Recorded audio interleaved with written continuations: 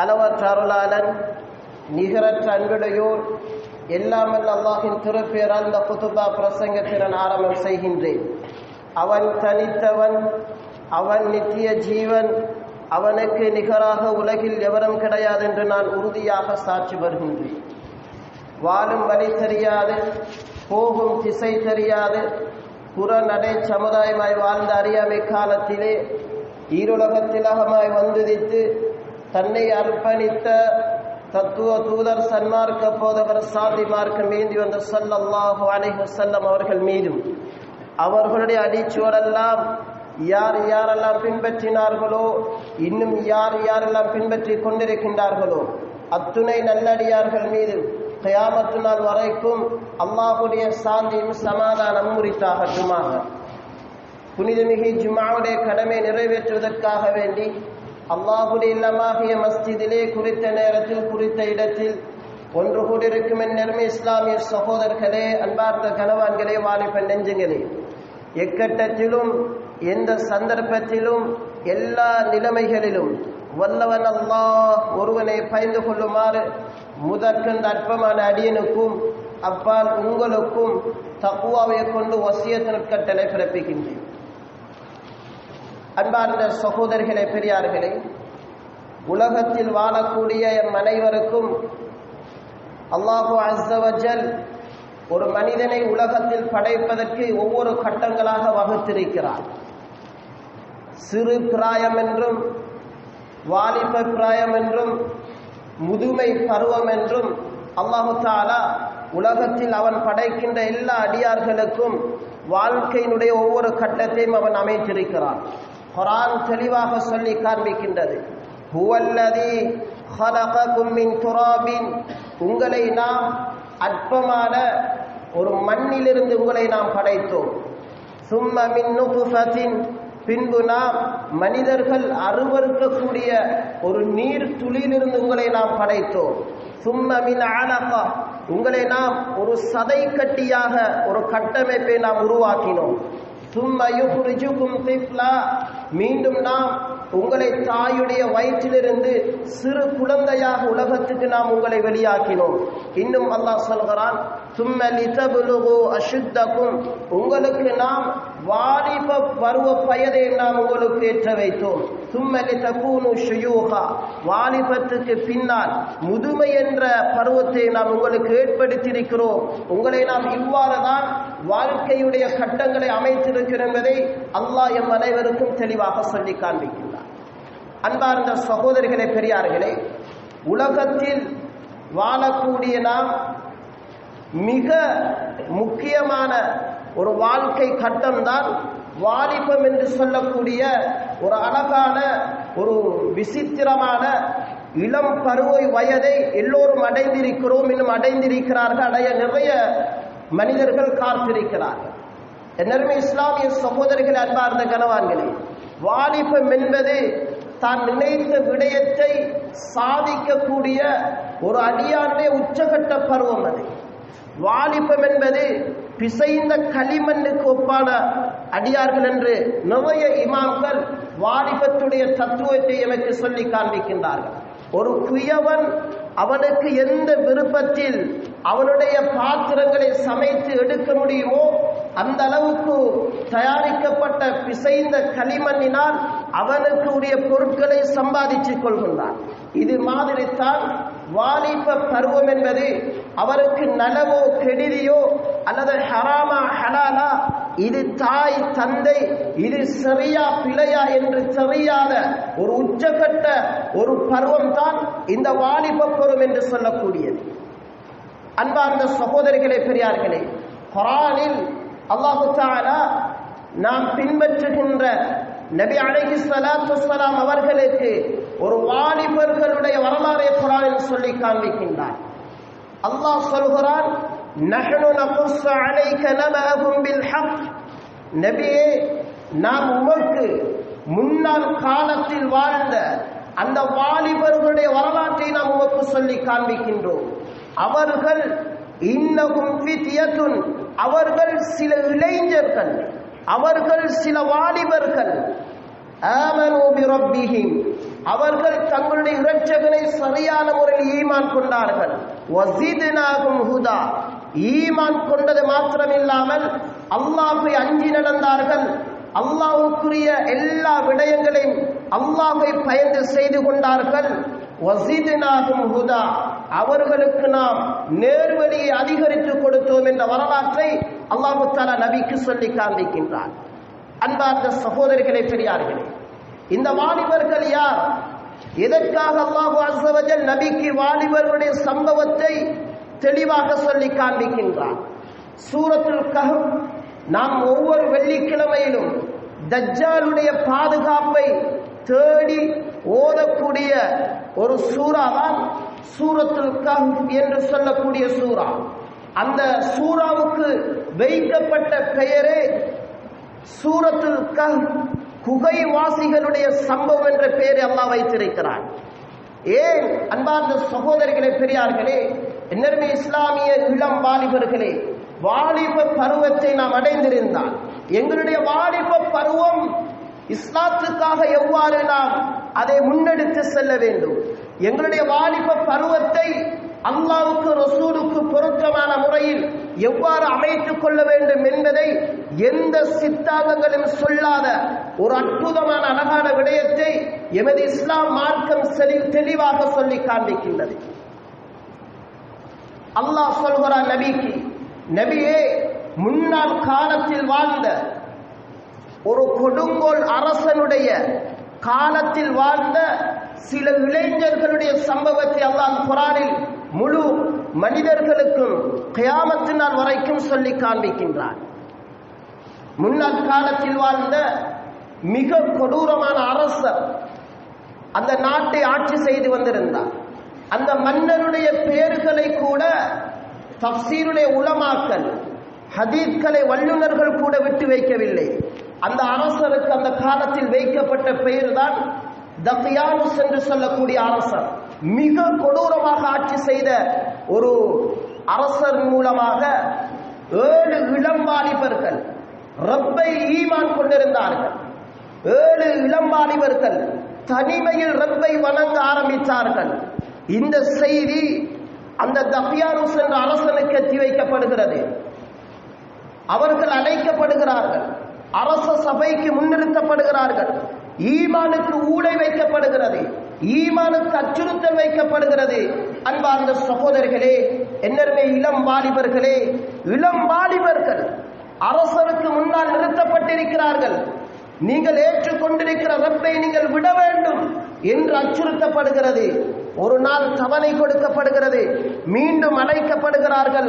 அடுத்த நாள் சொன்னார்கள், நீங்கள் ஈமான் கொண்டிருக்கிற ரப்பை விட வேண்டும். அவர்கள் சொன்னார்கள், சுப்ஹானல்லாஹ்.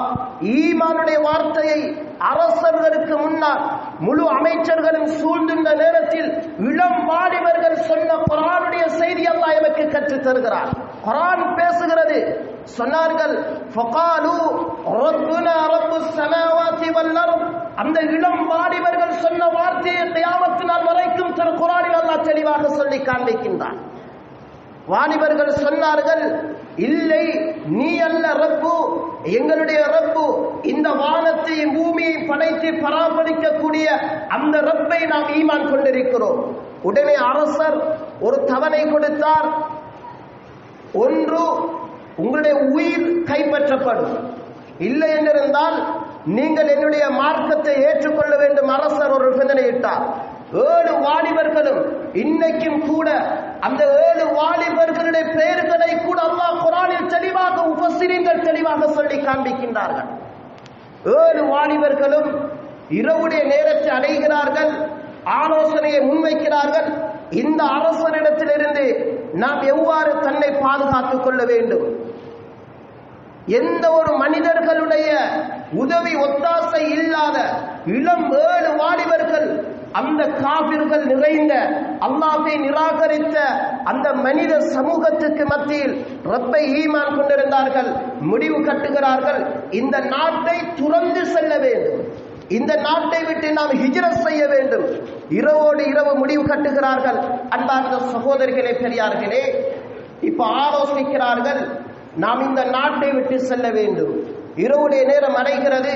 தங்களுக்கு தேவையான கட்டுச்சாதனங்கள், சில ரொட்டி துண்டுகளையும் சில புடவைகளையும் தண்ணீர் பாத்திரங்களையும் எடுத்துக்கொண்டு இரவோட இரவாக நாட்டை விட்டு நடைபோட ஆரம்பிக்கிறார்கள். பகலுடைய காலை நேரம் முற்பகுதி வருகிறது. இப்ப 7 வாலிபர்களும் தன்னை அரசர்களிடத்திலிருந்து தற்காத்துக் கொள்வதற்காக ஒரு குகைக்குள் ஒதுங்க ஆரம்பிக்கிறார்கள். அன்பார்ந்த சகோதரிகளே, பெரியார்களே, இன்னைக்கு நாம் பார்க்கிறோம் இளம் வாலிபர்களுடைய மிக மோசமான செய்தி. மிக தொலை தூரத்துக்கு செல்ல வேண்டாம், எமது பிரதேசங்களில் நாம் உலாவித்திருந்தால் நல்ல குடும்பத்தில் பிறந்த, உம்மாட பெயரை கேட்டா நல்ல பெண் என்று சொல்லக்கூடிய, வாப்பாட பெயரை கேட்டா நல்ல மனிதர், தொழுகையாளி, இரையற்றமுடையவர் என்று சொல்லக்கூடிய நல்ல குடும்பத்தில் பிறந்த இளம் வாலிபர்களுடைய மிக மோசமான செய்திகளை சமூக வலைத்தளங்களில் நாம் பார்த்து கொண்டிருக்கிறோம்.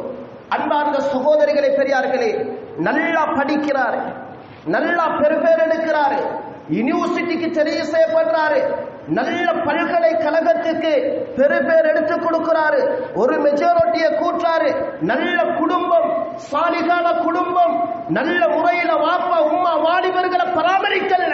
ஆனா அங்க போயிட்டு ஒரு மெஜாரிட்டியை கூட்டி அல்லாஹ் இல்லை என்ற நாஸ்திக கொள்கையை பரப்புறார்கள். இதுக்கு யார் காரணம்? என்னுடைய இஸ்லாமிய சகோதரர்களே, அன்பு உள்ளம் கொண்ட பெற்றோர்களே, உங்களோட மகன் எங்க போறாரு அவதானிங்க, மகள் எங்க போறா அவதானிங்க. தனிமையில மகன் என்ன செய்யறாரு, என்ன பாவிக்கிறாரு, போன்ல என்ன இருக்கு, அவருடைய மறைமுகமான விடயங்கள் என்ன, நாம் ஒன்றும் பார்க்கல, எல்லாத்தையும் சொகுசா கொடுத்துட்டோம். இன்னைக்கு இஸ்லாமிய இளம் வாலிபர்கள் நாஸ்திக கொள்கையை பரப்புகிறார்கள். எமது பிரதேசத்தில் அல்லாஹ் இல்ல, நபி இல்ல, குர்ஆன் போய் எத்தனையோ குர்ஆனுடைய வசனங்களை இளம் வாலிபர்கள் மறைச்சு திரிகிறார்கள். அன்பார்ந்த சகோதரிகளே, என்னுடைய ஈமானிய பெற்றோர்களே, உங்களோட பிள்ளைகளை நீங்க அவதானிங்க, உங்களோட குழந்தைகளை நீங்க அவதானிங்க. நீங்க எல்லாத்தையும் கொடுக்குறீங்க, கண்காணிக்கல. கடைசி நேரத்தில் காவல்துறைக்கு முன்னாலையும், கோர்ட்ஸுக்கு முன்னாலையும், இணக்க சபைக்கு முன்னாலையும், கடல் ஓரத்திலையும் உம்மா வாப்பா தலையில கை வச்சு யோசிக்கிறார். ஏண்ட மகன் செஞ்சிட்டாலே, ஏண்ட மகள் செஞ்சிட்டாலே. அன்பார்ந்த சகோதரிகளே, அல்லாஹ் இளம் வாலிபர்களை பற்றி பேசுகிறான் குர்ஆனில். சூரத்துல் கஹ்ஃப் எல்லோரும் எடுத்து படிப்போம். 7 வாலிபர்களும் குகைக்கு ஒதுங்கினார்கள். குகை மூடப்பட்டது. என்னருமே இஸ்லாமிய சகோதரர்களே, அல்லாஹு தஆலா 309 வருடங்கள், குர்ஆன் சொல்கிறது 309 வருடங்கள் நாம் அந்த வாலிபர்களுக்கு தூக்கத்தை போட்டோம். பசி இல்ல, தாகம் இல்ல, களைப்பு இல்ல, என்ன நடக்க போது என்று இல்லாமல் இளம் வாலிபர்களுக்கு நாம் 309 வருடங்கள் தூக்கத்தில் ஆக்கிறோம் என்ற வரலாற்றை சூரத்துல் கஹ்ஃபில் அல்லாஹ் சொல்லி காண்பிக்கின்றார். ஒரு வாலிபர் 309 வருடத்துக்கு பின்னால் தூக்கத்தில் இருந்து விழிக்கிறார். சொல்கிறார், பசியாக இருக்கின்றது, ஏதாவது சாப்பிட கிடைக்குமா என்று வாலிபர்களை தட்டி எழுப்பாட்டுகிறார். வாலிபர்கள் எல்லோரும் எழுந்து நிற்கிறார்கள். அவர்களிடம் இருந்த சிறிய சிறிய சில்லறை காசுகளை சேர்க்கிறார்கள். இப்ப வாலிபரிடத்தில் உபதேசம் செய்யப்படுகிறது, மறைவாக மறைந்து செல், தஹியானு சென்ற அரசன் எம்மை சிறைப்பிடித்திடுவான், எம்மை கொன்று விடுவான், மரங்களுக்கு கீழாலும் மேலாலும் புகுந்து செல்லுங்கள் என்று அவருக்கு புத்திமதி சொல்லப்படுகிறது. அன்பார்ந்த சகோதரிகளே, பெரியார்களே, வெளியால் வந்து பார்த்தால் அவர்களுடன் பின்துயர்ந்த, அவர்களை பாதுகாக்க வந்த ஒரு கழுதை கூட செத்து கிடந்தது, எலும்புகள் கூட தெரித்திருந்தது. வாலிபர் பார்க்கிறார், இன்னும் ஒரு திசையில் அவர்களுக்கு பின்னால் வந்த நாயொன்றும் செத்து அங்கே பிணமாக கிடக்கிறது. ஆச்சரியப்படுகிறார். சுபஹானல்லாஹ், அந்த 7 வாலிபர்களை பாதுகாப்பாக பின்னுக்கு சென்ற நாயை கூட அல்லாஹ் குர்ஆனில் தெளிவாக சொல்லி காண்பிக்கின்றார். இன்னைக்கும் கூட ஜோர்தான், பஹ்ரைன், ஒமான் போன்ற கிட்ட பகுதியில் உள்ள ஒரு நாடுதான் ஜோர்தான். இந்த நாட்டில் இந்த குகையை அல்லாஹ் பாதுகாப்பு வைத்திருக்கிறார். அவர்களுக்கு பின்னால் சென்ற, பாதுகாப்பு அளித்த, அவர்களுக்கு உதவியாக இருந்த அந்த நாயை கூட இன்னும் வரைக்கும் அல்லாஹ் பாதுகாப்பு வைத்திருக்கிறார்.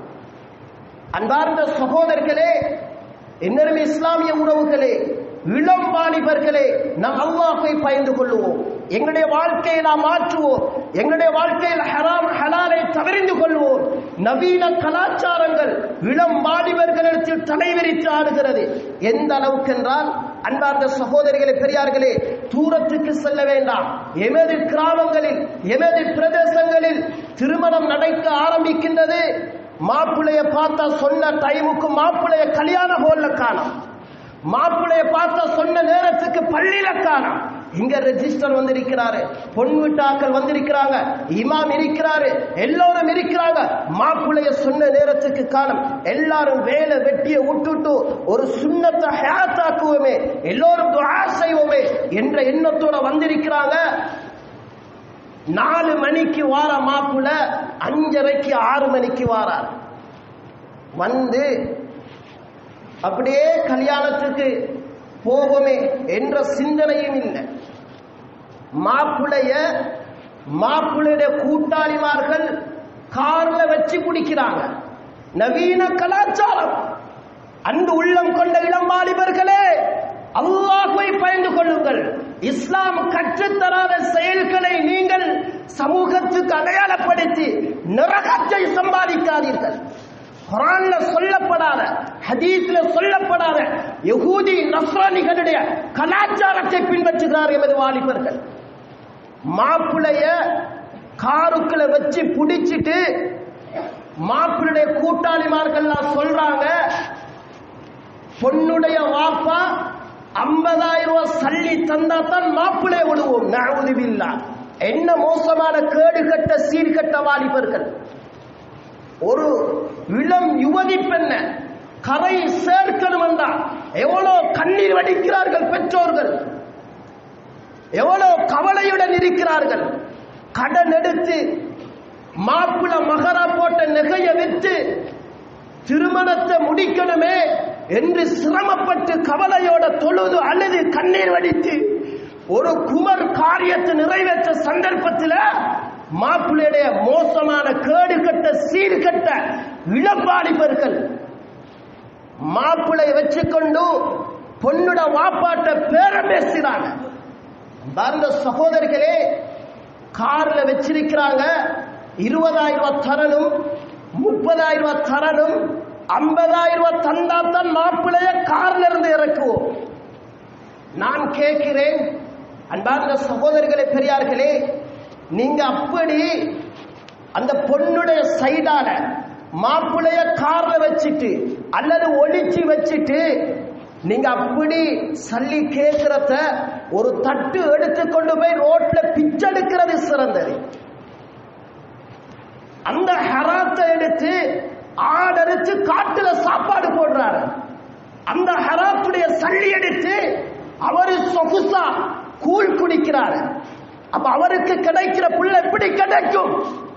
அன்பார்ந்த சகோதரர்களே, இத பிழ சரியில்லை என்று பேசின ஒரு ஆலிமுக்கு இளம் வாலிபர்கள் அடிக்க கை உயர்த்தினார்கள். எமது பிரதேசத்தில் குர்ஆன் சுன்னாவை கற்றுத்தரக்கூடிய உலமாக்கள் இது பிழ, இது சரி என்ற சொன்னதுக்கு மாப்பிள்ளைய கூட்டாளிமார் எல்லாரும் சேர்ந்து மௌலவிய வட்ட பண்ணியாச்சு.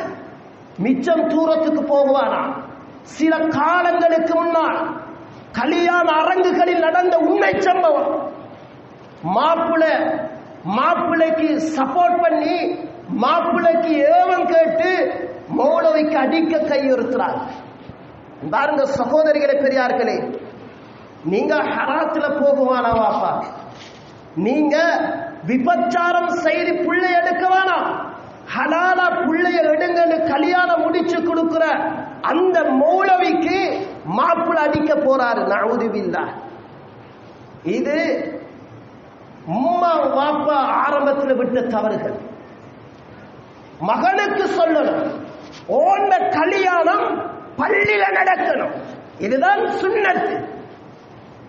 இன்னைக்கு பேருக்கு, புகழுக்கு, பெருமைக்கு எவ்வளவு கோள்கள்ல கல்யாணம் எடுக்கப்படுகிறது. அந்த செலவுகளை இன்னொரு குமருக்கு கல்யாணத்தை செஞ்சு வைக்கலாம். ஒரு மதரசாவுடைய பிள்ளைக்கு மாச பீச கட்டலாம்.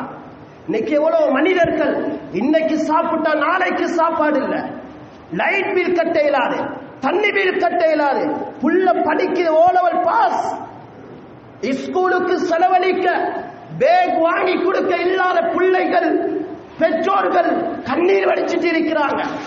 அன்பார்ந்த சகோதரிகளே, இளம் வாலிபர்களே, அல்லாஹ்வை பயந்து கொள்ளுவோம். வாலிபர்கள் குகை ஒதுங்கினார்கள். இந்த வாலிபர் சல்லி எடுத்துட்டு போறாரு. இப்ப போய் பார்த்தா சாப்பாட்டு கடை ஒன்றிருக்கு. போற நேரத்துல பார்க்கிறாரு, கட்டிடங்கள் எல்லாம் வித்தியாசமா இருக்கு. நிறைய மரங்கள் வெட்டப்பட்டிருக்கு. புதிய புதிய கட்டிடங்கள், கிராமங்கள் நகரப்புறமாக மாற்றப்பட்டிருக்கிறது. கடையில கொண்டு வந்த ஒரு வாலிபர் சல்லிய குழுக்கு சாப்பாடு வாங்குறார். கடைக்காரர் சல்லி எடுத்து உருட்டி பிரட்டி பார்க்கிறார். ஏன் 309 வருடங்கள் குர்ஆன் சொல்கிறது புதையல் சல்லியை போல காட்சியளித்தது. சல்லிய கடைக்காரர் உருட்டி பிரட்டி பார்க்கிறாரு. இந்த சல்லி உங்களுக்கு எங்கால கிடைச்சிக்கு? இந்த வாலிபர் பயப்படுறாரு. உடனே சாப்பாடும் வாங்கல்ல, சல்லியை எடுக்கல, வேகமாக ஓடி செல்றாரு குகையை நோக்கி. குகைக்குள்ள ஒதுங்கினார். ஒதுங்கினத்தோட குகை கல்ல அடைக்கிறார்கள் அந்த இளம் வாலிபர்கள். இந்த செய்தி அந்த காலத்தில் ஆட்சி செய்த, அல்லாஹ்வை பயந்த இஸ்லாமிய அரசருக்கு எட்டி வைக்கப்படுகிறது. அந்த இஸ்லாமிய அரசர் குதிரை படைகளை எடுத்துக்கொண்டு வருகிறார். அந்த மனிதர்களை சந்திப்பதற்கு 309 வருடத்துக்கு பின்னால் சுமார் 3 நூற்றாண்டுகள். அன்பார்ந்த சகோதரர்களே, இப்ப அரசர் படைகளுடன் குகைக்கு முன்னால் வந்து நிற்கிறார். இளம் வாலிபர்கள் அச்சத்துடன், பயத்துடன் எங்கள் உயிர்களை கொண்டு விடுவார்களோ என்று அச்சத்துடன் இருந்த நிலையில் எல்லோரும் சொன்னார்கள், ஆலோசித்தார்கள். அவர்களுக்கு தெரியாமல் இது தக்கியானுஸ் என்ற அரசர் என்ற கற்பனையை நினைத்துக் கொண்டு இவர் நல்ல அரசர் இல்லை என்ற எண்ணத்துடன் எவ்வளவு காலம் தூங்கினோம் என்று தெரியாமல் எல்லா வாலிபர்கள் முடிவெடுத்தார்கள், நாம் எல்லோரும் சுஜூதில் விழுந்து அல்லாஹ்விடத்தில் பிரார்த்திப்போம். சுப்ஹானல்லாஹ். அந்த 7 வாலிபர்களும் உடனே சுஜூதில் விழுகிறார்கள். குதிரைகள் கனைக்கக்கூடிய சத்தம் 7 வாலிபருடைய காதில் எட்டி வைக்கப்படுகிறது. அச்சம், பீதி எழும்ப ஆரம்பிக்கிறது அதிகமாக. உடனே துஆ கேட்டார்கள், யா அல்லாஹ், இந்த அரசர்களுடைய மோசமான செயல்பாடிலிருந்து எங்களுடைய உயிர்களை எடுத்து விடுவாயாக என்று துஆ கேட்கப்படுகிறது. சுப்ஹானல்லாஹ். அல்லாஹ் குர்ஆனில் சொல்லக்கூடிய சம்பவம், 7 இளம் வாலிபர்களும் ஒரே நேரத்தில் சுஜூதில் இருந்து இந்த அரசனிடமிருந்து என்னை பாதுகாத்துடையா என்று கேட்கிறார்கள். சுப்ஹானல்லாஹ். 7 வாலிபர்கள் உயிரும் கைப்பற்றப்படுகிறது. இன்னா லில்லாஹி வ இன்னா இலைஹி ராஜிஊன். அரசர் குதிரையை விட்டு கீழே இறங்குகிறார். கதவுடைய குகை கதவில் அடித்து ஆட்கள் எழுப்பாட்டப்படுகிறது. சத்தம் வரல. படைகளை அங்கே அமர்த்தி கல் அகற்றப்படுகிறது. இஸ்லாமிய அரசர் அந்த காலத்தில் வாழ்ந்தார். குகைக்குள் செல்கிறார். சுப்ஹானல்லாஹ். 7 வாலிபர்களும் சுஜூதில் செய்த நிலைமையில் அவருடைய உயிர்கள் பறிக்கப்பட்டிருக்கிறது. உடனே அரசர் வெளியால வந்து முழு படைகளையும் கீழால் இறக்கி பெரிய உபதேசம் என்று செய்கிறார். சொல்கிறார், இந்த 7 வாலிபர்கள் ஈமானுடைய வாலிபர்கள், தக்வாவுடைய வாலிபர்கள், இவர்களுடைய அடையாளத்தை நாம் பாதுகாப்போம் என்று அரசர் படைகளுக்கு அனுமதி கொடுக்கிறார். இந்த 7 வாலிபர்களுடைய நினைவு சின்னமாக கட்டுங்கள் பிரமாண்டமான பள்ளி ஒன்று. சுப்ஹானல்லாஹ். இன்னைக்கும் கூட ஹஜ் உம்ரா செய்யக்கூடிய மனிதர்கள் ஜோர்தான் போன்ற பகுதிகளுக்கு போனா அந்த நாயை கூட பார்ப்பீர்கள், அந்த கழுதையை கூட பார்ப்பீர்கள். அந்த பள்ளியும் கட்டப்பட்டிருக்கிறது. சுப்ஹானல்லாஹ். நல்ல வாலிபர்கள் நல்ல விடயத்தை செய்தி மரணித்தால் கியாமத் நாள் வரைக்கும் பாதுகாப்பது அல்லாஹ்வுடைய பொறுப்பு. சம்பவம் நல்ல படிப்பினை எனக்கு தருகிறது. அன்பார்ந்த சகோதரிகளே, இளம் வாலிபர்களே, எங்களுடைய செயற்பாடுகள் அல்லாஹ்வுக்கு, நபிக்கு பிடித்தமான முறையில் எது சரி, எது பிழை, எது ஹலால், எது ஹராம் எது சரியில்லை, இது செய்தா சரி என்று சொல்லக்கூடிய நிறைய உலமாக்கள் உங்களுக்கு முன்னால் இருக்கிறார்கள். உங்களுடைய நல்ல விடயங்களை அல்லது கெட்ட விடயங்களை, இதுக்கு என்ன மாற்று பரிகாரம், இதை செய்தா என்ன கிடைக்கும் என்ற நல்ல முறைகளை நாம் தோற்றுவிக்க வேண்டும். அன்பார்ந்த சகோதரிகளே, பெரியார்களே, ஆனால் நாம் இன்றைய சமகாலத்தில் நிறைய வாலிபர்களிடத்தில் காணக்கூடிய மிக மோசமான செய்தியை எல்லோரும் கவலைப்படுகின்ற அளவுக்கு இன்றைக்கு இளம் வாலிபர்கள் சமுதாயத்தில் ஓரம் கட்டப்படுகிறார்கள். எந்த அளவுக்கு என்றால், அன்பார்ந்த சகோதரிகளே, பெரியார்களே, நாம் எல்லோரும் தெரிந்த, நாம் எல்லோரும் அறிந்திருக்கிறோம், இஸ்லாம் கண்ணியமான மார்க்கம், இஸ்லாம் புனிதமான மார்க்கம், சங்கையான மார்க்கம். இந்த கண்ணியமான மார்க்கத்தில் இருந்து கொண்டு அன்பார்ந்த சகோதரர்களே, இளம் வாலிபர்களே, எமது இளம் வாலிபர்கள் வெறுமனே ஒரு அந்நிய பெண்ணுக்காக, அந்நிய ஒரு சகோதரிக்காக மார்க்கத்தை விட்டு செல்லக்கூடிய நிலைமைக்கு இளம் வாலிபர்கள் தள்ளப்பட்டிருக்கிறார்கள். வெறுமனே ஒரு பெண்ணுடைய காதலுக்காக இளம் வாலிபர்கள் தூக்கி போட்ட மரணித்த சம்பவத்தை நாம் அறிந்திருக்கிறோம். நஅூதுபில்லாஹ், நரகத்தினுடைய அடித்தட்டில் வாழ்கிறார். அன்பார்ந்த சகோதரிகளே, இளம் வாலிபர்களே, உங்களுடைய வாழ்க்கையை அல்லாஹ்வுக்கு ரசூலுக்கு பிடித்தமான முறையில் மாற்றுங்கள்.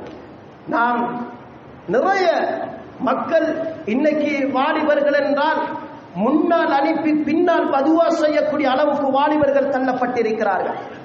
அன்பார்ந்த சகோதரர்களே, பெரியார்களே, ஒரு வாலிபர் ஒரு டாக்டர் என்ற ஸ்தானத்துக்கு, டாக்டர் என்ற படிப்பை படிப்பதற்காக ஏலவல்ல நல்ல பெருபேர் எடுத்திருக்கிறார். உடனே உம்மா வாப்பா சந்தோஷத்துல பெருமதி கூடிய ஐபோன் என்ற வாங்கி கொடுத்தாங்க. கடன் பட்டு வாங்கி கொடுக்கப்பட்டது அந்த ஐபோன். இவர் வைத்தியருக்கு பாஸ் ஆகிட்டாரு. ஆனந்தத்தில நல்ல விலை கூடிய ஸ்மார்ட் போன் ஒன்று வாங்கி கொடுக்கப்படுகிறது. சில காலங்கள் கழிந்ததுக்கு பின்னால இரவுடைய நேரத்தில் பாப்பா வைத்தியருக்கு தெரிவு செய்யப்பட்ட அந்த மகனுடைய ரூமுடைய கதவை தட்டாரு. தட்டி பார்க்கிறாரு, கதவு திறப்படல. உடைச்சிட்டு உள்ளுக்கு போறாரு. நஅூதுபில்லாஹ், வெறும் மேனியுடன், தான் பிறந்த மேனியுடன் ஆபாச காட்சிகளை அந்த தொலைபேசியில் பார்த்த நிலைமையில் ரூஹு பிரிக்கப்பட்டிருக்கிறது. அன்பார்ந்த சகோதரர்களே, அன்பு உள்ளம் கொண்ட பெற்றோர்களே, உங்களோட பிள்ளைகள், உங்களோட இளம் வாலிபர்களா, இளம் பெண்களா, நீங்கள் அவதானியுங்கள். பிறந்த மேனியுடன் கட்டியில் சாய்ந்தவர்களாக பெருந்தொடக்குடன் சிறுநீர் மூலமாக அவருடைய நீர் வெளியாக நிலைமையில் உயிர் பிரிக்கப்பட்டிருக்கிறது. நஅூதுபில்லாஹ். அன்பார்ந்த தாய்மார், அன்பார்ந்த சகோதரர்களே, எங்களுடைய வாலிப பெண்கள், வாலிப ஆண்களுடைய மறைமுகமான விடயங்களை அவதானியுங்கள். இல்லைன்னா நாங்க பெரும்பெரும் இடத்துல தலையில கை வச்சு யோசிக்கிற நிலைமைக்கு தள்ளப்படுவோம். அன்பார்ந்த சகோதரர்களே, நபி அலைஹி ஸலாத்து வஸலாம் சொன்னார்கள், சபஅத்துன் யுதில்லுஹுமுல்லாஹு ஃபீ தில்லிஹி. அல்லாஹ் தஆலா கியாமத்துடைய நாளையில 7 மனிதர்களுக்கு அல்லாஹ்வுடைய அர்ஷுக்கு கீழே நிழல் அளிப்பார். யௌம லா தில்ல இல்லா தில்லுஹு. அவனுடைய நிழல் இல்லாத அந்த கியாமத்துடைய நாளையில அல்லாஹ் 7 மனிதர்களுக்கு நிழல் அளிப்பார். அதில ஒன்றுதான் அல் இமாமுல் ஆதில், நீதமான ஒரு அரசர், நீதமான ஒரு நிர்வாக தலைவர், நீதமான ஒரு கிராமத்துடைய தலைவர், நீதமான ஒரு குடும்ப தலைவர், ஒரு அரசர். யார் யாருக்கெல்லாம் பொறுப்பு தரப்பட்டிருக்கிறதோ அவர்கள் நீதமாக செலுத்தினால் அல்லாஹ்வுடைய அரிசிக்கு கீழால் நிழல் கிடைக்கும் என்று சொன்னார்கள் ஸல்லல்லாஹு அலைஹி வஸல்லம். இரண்டாவது சொன்னார்கள் ஸல்லல்லாஹு அலைஹி வஸல்லம், வஷாபுன் நஷா பிஇபாதத்தில்லாஹ்.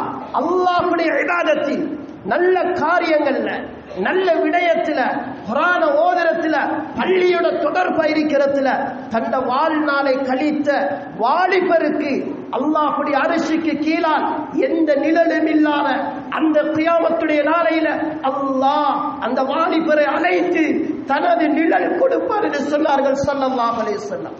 ஆனா இன்னைக்கு பாருங்க, வாலிபர்கள்ட்ட ஒன்றும் பேசலான, எது சரி எது கெட்டது. இன்னைக்கு வாப்பாக்கு ரூல்ஸ் போடுறாரு வாலிபர். அவருக்கு தெரியாது வாப்பா என்ன செய்தார் என்று. இவர் வாப்பாக்கு கட்டளை போடுறார். அன்பார்ந்த சகோதரர்களே, என்னென்ன இஸ்லாமிய இளம் வாலிபர்களே, நாம் அல்லாஹ்வை பயந்து கொள்வோம். எங்களுடைய வாழ்க்கையை பள்ளியோடு ஏற்படுத்துவோம், ஹலாலான முறையில் ஏற்படுத்துவோம், குர்ஆனோட சம்பந்தப்படுத்துவோம், ஹதீஸ்களை தெரிந்து படிப்போம். எந்த அளவுக்கு என்றால் இளம் வாலிபர்கள் ரத்த உஷ்ணத்தின் மூலமாக இமாம் ஜமாத்தை பிந்திட்டு லேட்டாகி வருவாங்க. நிறைய கிராமங்கள்ல இமாம் ஜமாத்தோட சொல்லாம லேட்டாகி வந்து பார்க்கறாங்க பள்ளி பூட்டிருக்கு. இப்போ உடனே கோல் போடுறாங்க இளம் வாலிபர்கள், நிர்வாகத்தோட பேசுறாங்க, என்ன உங்களோட பள்ளி பூட்டிருக்கு, பள்ளிக்கு நாங்க சந்தா சொல்லி கற்றது இதற்கா? நஊது பில்லாஹ். நீங்க வெளிநாடுகளுக்கு போய் பாருங்க, நேரத்துக்கு தொழுவிக்கப்படும், பள்ளி பூட்டப்படும். குர்ஆன் சொல்கிறது, இன்ன ஸலாத கானத் அலல் முஃமினீன கிதாபம் மவ்கூதா. தொழுகை என்பது குறிப்பிட்ட நேரத்தில் எழுதப்பட்டது. ஆனா இன்றைய இளம் வாலிபர்கள், படித்தவர்கள் படிக்காதவர்கள் பள்ளிக்கு வந்து பார்க்கிறாங்க, துன்யாவை முற்படுத்தி விட்டு அல்லாஹ்வை பிற்படுத்திட்டு பள்ளிக்கு வராங்க. பள்ளி பூட்டி கோல் எடுத்து தலைவருக்கு ரோயிச்சு, செயலாளருக்கு ரோயிச்சு. இப்ப எல்லாருக்கும் ஏசி முடிஞ்சு நஊது பில்லாஹ். அவர் பள்ளியில இருந்து போக்கல, மிக கேவலமான முறையில ஏசிட்டு போறாரு. அன்பார்ந்த சகோதரிகளே, என்னுடைய இஸ்லாமிய உறவுகளே, நாங்க நினைக்கிறோம் பள்ளி இமாமுக்கு வேற வேலை இல்லை, அல்லது முஅத்தின் பள்ளியோடே தூங்கணும் என்ற மோசமான கற்பனையில் இன்றைய சமகாலத்துடைய இளம் வாலிபர்கள் முதியோர்களை மதிக்காமல் நிறைய கலாச்சாரத்தை பின்பற்றிக் கொண்டிருக்கிறார்கள். எது ஹலால், எது ஹராம், எது சிறை என்றிராமல். அன்பார்ந்த சகோதரர்களே, என்னரும் இஸ்லாமிய உறவுகளே, அன்பு உள்ளம் கொண்ட பெற்றோர்களே, உங்களுடைய குழந்தைகளை நீங்கள் சரியான முறைக்கு கண்காணியுங்கள். இல்லை என்றிருந்தால் நாம் நிறைய தகவல்களை கேட்கிறோம். சில அண்மை காலமாக ஓலவல் செய்யக்கூடிய அல்லது ஏலவல் செய்யக்கூடிய இளம் வாலிப பெண்கள், இளம் யுவதி பெண்கள் அங்க காவல்துறைக்கு முன்னால நிக்கிறார்கள். உம்மா வாப்பா கையில பிடிச்சிட்டு நிக்கிறாங்க. காரணம் கேட்டா, உம்மா வாப்பா ஆரம்பத்துல பராமரிக்கல, கண்காணிக்கல. இப்ப பிள்ளைய பிடிச்சு கொண்டு போய் போலீஸுக்கு முன்னால நிக்கிறாங்க. யாரும் மாப்பிள்ளன்னு தெரியாத அந்த பிள்ளைக்கு வயிற்றுல பபாவோட நிக்கி. இன்னைக்கு இளம் பெண்கள் மிக மோசமான நிலைமைக்கு தள்ளப்பட்டிருக்கிறார்கள். இதுக்கு எல்லோரும் காரணம், ஊருடைய கிராமத்தில் எல்லா மக்களும் காரணம். இன்னைக்கு நிறைய இளம் வாலிபர்கள் பணத்தை சேகரிச்சுட்டு விபச்சார விடுதிகளை தேடி திரிகிறாங்க. அன்பு உள்ளம் கொண்டவர்களே, இளம் வாலிபர்களே, நீங்க சம்பாதிச்சு கொடுக்கிற அந்த பணம், வாப்பாவுடைய பணம், ஹலாலான பணம், ஏற்றுப்பட்டு நாட்டாம வேலை செஞ்சு அடுத்தவர் சாப்பிட்ட பிங்கான் கோப்பைய கழுகி, அவர் கழிச்ச மலத்துடைய டாய்லெட்டை கழுகி பிள்ளைக்கு வாப்பா செலவழிக்கிறாரு. வாப்பா அவதானிக்கிறார் இல்ல, மகனுடைய இந்த செய்திகளை வாப்பா கண்காணிக்கல. கடைசியில் அன்பார்ந்த சகோதரிகளே, என்னருமே இஸ்லாமிய பெற்றோர்களே, இப்ப தலையில கை வச்சு யோசிக்கிறார். குர்ஆன் சொல்கிறது, நல்ல வாலிபர்களை பற்றி குர்ஆன் பேசுகிறது. நபி அலைஹிஸ்ஸலாத்து வஸ்ஸலாம் சொன்னார்கள், முஆத் பின் ஜபல் ரலியல்லாஹு தஆலா அறிவிக்கிறார்கள், கியாமத்துடைய நாளையில் அல்லாஹ் ஒவ்வொரு அடியானுக்கும் 4 கேள்விகளை கேட்க ஆரம்பிப்பார். சொன்னார்கள், லன் தஸூல கதம அப்தின், ஒரு அடியானுடைய கால் பாதம் கியாமத்தில் நகராது, ஹத்தா துஸ்ஸல அன் 40, 4 கேள்விகளுக்கு சரியான முறைக்கு பதில் சொல்லாமல். அதில் சொன்னார்கள் நபி அலைஹிஸ்ஸலாத்து வஸ்ஸலாம், அன் உம்ரிஹி ஃபீமா அஃப்னாஹு, ஒருத்தண்ட முதல் கேட்கப்படக்கூடிய கேள்வி, உனது வாழ்நாளை நீ எவ்வாறு கழித்தாய். நஊது பில்லாஹ், கால் உயர்த்தப்படாது. இரண்டாவது கேட்கப்படும், வஅன் ஷபாபிஹி ஃபீமா அப்லாஹு, உன்ன வாலிபத்தை நீ எதற்காக செலவழித்தாய். சுப்ஹானல்லாஹ், இந்த கேள்விக்கு பதில் சொல்லாத வரை எந்த ஒரு அடியார்களும் கால் பாதத்தை உயர்த்த முடியாது என்று சொன்னார்கள் ஸல்லல்லாஹு அலைஹி வஸல்லம். அன்பார்ந்த சகோதரர்களே, இளம் வாலிபர்களே, எங்களுக்கு தரப்பட்டிருக்கிற காலம் குறுகிய கால வாழ்க்கை. எங்களுடைய இளம் பருவத்தை பள்ளியோட, குர்ஆனோட, ஹதீஸோட, தாய் தந்தையுடைய சொற்களை பணிந்து நாம் இஸ்லாமிய முறைப்படி வாழ்வதன் மூலமாகத்தான் உன்னதமான சொர்க்கத்தை அடையலாம் என்பதில் எந்த சந்தேகம் கிடையாது. அன்பார்ந்த சகோதரர்களே, என்னருமே பெற்றோர்களே, உங்களோட குழந்தைகளை நீங்க அவதானிங்க. உங்களோட குழந்தைகள்கிட்ட மோசமான நடைமுறைகள் எது தென்படுகிறது? உங்களோட வாலிபர்களுக்கு நீங்க பெரும் விலை கூடிய போனை வாங்கி கொடுக்கிறத நாங்க முற்றாக தவிர்த்து கொள்வோம். ஏனென்றால் அதன் மூலமாக சில கட்டங்களில் ஒரு கிராமம் நெசிக்கப்படுகிறது, ஒரு நல்ல சாலிகான குடும்பம் தலை குனிக்கப்படுகிறார்கள். நாம் நல்ல வழிமுறைகளை இளம் வாலிபர்களுக்கு அமைத்துக் கொடுப்போம் என்றிருந்தால் நிச்சயமா வல்லவன் அல்லாஹ் சுப்ஹானஹு வ தஆலா அந்த வாலிபர்களையும் அந்த கிராமத்தையும் அந்த ஊரில் இருக்கிற பெற்றோர்களையும் சிறந்த மனிதர்களாக அல்லாஹ் அந்தஸ்தை கொடுப்பார் என்பதில் எந்த சந்தேகம் கிடையாது. யா அல்லாஹ், இளம் வாலிபர்களை நேரான வழியில் செலுத்தி அவர்களுக்குரிய ஹலாலான அமைப்பை, மோசமான கலாச்சாரத்தை விட்டு பாதுகாக்கக்கூடிய நல்ல சூழ்நிலை எங்களுக்கு அமைத்து தந்தருள்வாயாக. யாத இளம் வாலிபர்களை பாதுகாத்தருள்வாயாக, அவர்களுக்கு நேரான வழியை காட்டுவாயாக. மோசமான யகூதி நஸ்ரா கலாச்சாரத்தை விட்டு பாதுகாத்தருள்வாயாக. யாதங்களை பெற்றோர்களை பொருந்திக் கொள்வாயாக. மரணித்த பெற்றோருடைய கபரை பிரகாசமாக்குவாயாக. யாரெல்லாம் சிரமப்பட்டு வாழ்கிறார்களோ அவர்களுக்கு மறைமுகமான உதவியை கொடுத்துருவாயாக. கடன் பட்டிருக்கிற மனிதருடைய கடனை நீ பூர்த்தி செய்திருவாயாக. நோய் வாய்ப்பட்டு நிவாரணம் கிடைக்காத அந்த பெற்றோர்களுடைய நோய்க்கு நீ ஷிஃபாவை கொடுத்துருவாயாக. எங்களை போன்ற ஈமானி உறவுகள் யா அல்லாஹ் அந்த பிலிஸ்தீன் மண்ணில் சிதைக்கப்படுகிறார்கள் யா அல்லாஹ். உண்ண உணவில்லாமல் தவிக்கிறார்கள் யா அல்லாஹ். தூங்க அறை இல்லாமல் தவிக்கிறார்கள் யா அல்லாஹ். மலம் கழிக்க மறைவிடமில்லாமல் பெண்கள் தவிக்கிறார்கள். அவர்களுக்கு யா அல்லாஹ் மறைமுகமான உதவியை கொடுத்துறியா அல்லாஹ். அவர்களுக்கு உன்னுடைய உதவி இறக்கிறியா அல்லாஹ். அவர்களுக்கு நிம்மதியான வாழ்க்கையை கொடுத்துறியா அல்லாஹ். சுதந்திரத்தை வழங்கிறியா அல்லாஹ். உறவுகளை இழந்து, பெற்றோர்களை இழந்து, வீடுகளை இழந்து, வாகனங்கள் செல்லக்கூடிய நடுத்தரவில் அந்த மக்கள் உறங்குகிறார்கள் யா அல்லாஹ். எங்களுடைய ஈமானிய உறவுகள் யா அல்லாஹ், அவர்களுக்கு யா அல்லாஹ் மறைமுகமான உதவியை கொடுத்துறியா அல்லாஹ். உண்ண உணவு கொடுத்துறியா அல்லாஹ். தூங்க நல்ல நிம்மதியான அறை கொடுத்துறியா அல்லாஹ். உனது மறைமுகமான உதவியை கொடுத்து அவர்களுக்குரிய சுதந்திரத்தை வழங்கிறியா அல்லாஹ். யா அல்லாஹ், யாரெல்லாம் அல்லாஹ்வுக்காக நல்ல வழி, நல்ல இடங்களுக்கு யா அல்லாஹ் ஏழைகளுக்காக பாரபட்சமின்றி செலவழிக்கிறார்களோ அவர்களுக்கு நீ பரக்கத் செய்தியா அல்லாஹ். அவருடைய மறைமுகமான பிரச்சனையை சீர் செய்தியா அல்லாஹ். எங்களுடைய துஆக்களை கபூல் செய்தருள்வாயாக. வாஹிரு தஅவானா அனில் ஹம்துலில்லாஹி ரப்பில் ஆலமீன். இன்னல் ஹம்தலில்லாஹ் நஹ்மது வ நஸ்தஈனுஹு வ நஸ்தக்ஃபிருஹு வ நஊது பில்லாஹி மின் ஷுரூரி அன்ஃபுஸினா வ மின் ஸய்யிஆத்தி அமாலினா மன் யஹ்திஹில்லாஹு ஃபலா முதில்ல லஹு வ மன் யுضلل فلا هادي له واشهد ان لا اله الا الله وحده لا شريك له واشهد سيدنا محمد عبده ورسوله. اللهم صل وسلم وبارك على محمد. فيا عباد الله اوصيكم بنفسي اولا بتقوى الله ان الله يحب المتقين. فيا عباد الله اتقوا الله حق تقاته ولا تموتن الا وانتم مسلمون. فيا عباد الله اوصيكم بنفسي اولا بتقوى الله ان الله يحب المتقين. والله تعالى يقول وهو اصدق القائلين. فاذا قرات القران فاستعذ بالله من الشيطان الرجيم. بسم الله الرحمن الرحيم. تبارك الذي بيده الملك وهو على كل شيء قدير. بارك الله لنا ولكم بالقرآن العظيم ونفعنا بالآيات والذكر الحكيم. أستغفر الله لي ولكم ولسائر المسلمين من كل ذنب فاستغفروه إنه هو الغفور الرحيم.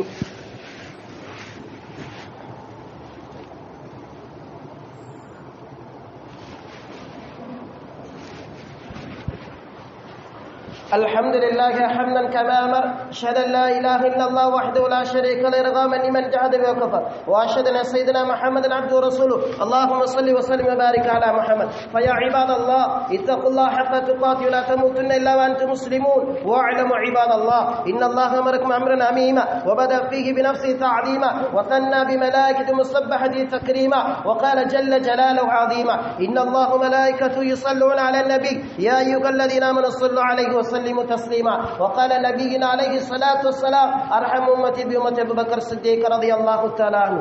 وأشهد في أمر عمر بن الخطاب رضي الله تعالى عنه. وقال اللهم علي بن أبي طالب رضي الله تعالى عنه أجمعين. الحسن والحسين سيدا شباب أهل الجنة وفاطمة سيد نساء أهل الجنة.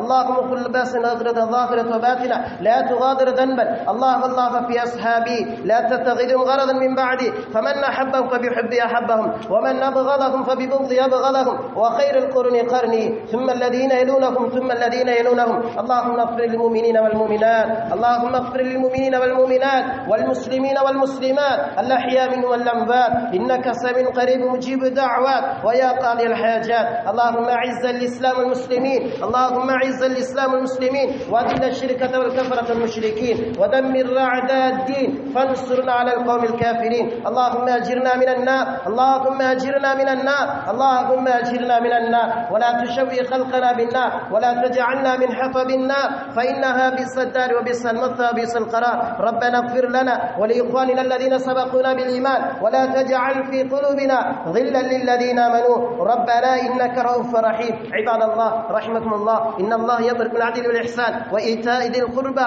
وينهى عن الفحشاء والمنكر والبغي يعظكم لعلكم تذكرون ولذكر الله أكبر والله يعلم ما تصنعون. أقيموا